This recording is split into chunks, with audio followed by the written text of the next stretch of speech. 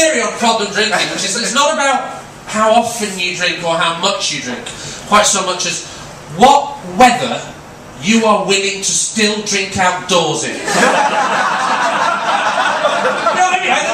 There's like a sliding scale of somebody who drinks sherry in a castle and somebody who has a dog on a bit of string and only drinks out of gold cans. And the weather is what makes a difference, I think. The weather and drinking outdoors. But give me a cheer if you had a drink outdoors this last summer. Yay! That's a healthy, God-fearing Christian response. Hooray! It's a problem today, spring break, isn't it lovely? Woo! That's actually, it feels healthy. Today, oh, a lovely day. Let's go and get problem-level shit-faced as hell. It would be a crime against God and nature not to really injure ourselves medically on some grass with strangers. That's the thing, as long as there's some grass involved and it's nice weather, no one will look at you twice. Yeah, that's the rule. But if it's snowing or misty, you can't make that call. Well, I said, oh, it's shitty weather. Do you want to come down the scrapyard with some wine? No. You've changed, mate.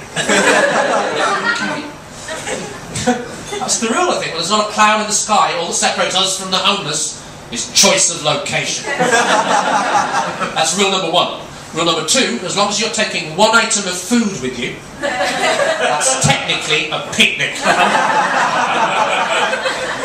Not an alcoholic, I'm carrying cheese. No one ever picks you up on that picnic claim, do they? We're coming on a picnic, what are we having? 80 cans of Stella and a baguette. Continental. Change the rules though, sometimes. We never discuss this. We have a lot of rules that we've all agreed on as a society. We're not taught them at school. We don't have meetings and discuss when the rules are going to change, but they do change. And sometimes you just sort of become aware that things used to be different and now they've changed. You know? Like, you can drink what you like now. People don't judge you the same way they used to. You drink cider now. People don't assume you live in a tree. That has changed. Not that long ago.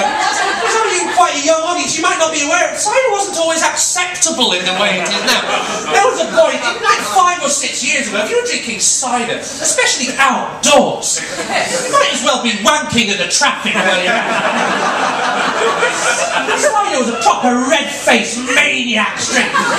Some of you, again, too young maybe to even remember the red-faced maniacs that used to roam this land. There was a time when every car park had just a weird mental bloke living in it, in his dressing gown, and all he had was a big bottle of cider, possibly in a paper bag, and a pram full of old shoes for some reason. And he'd just yell round at me, "Ah, don't touch my bin!" And he'd go, "What's wrong with that man, Mummy?" "She's a character."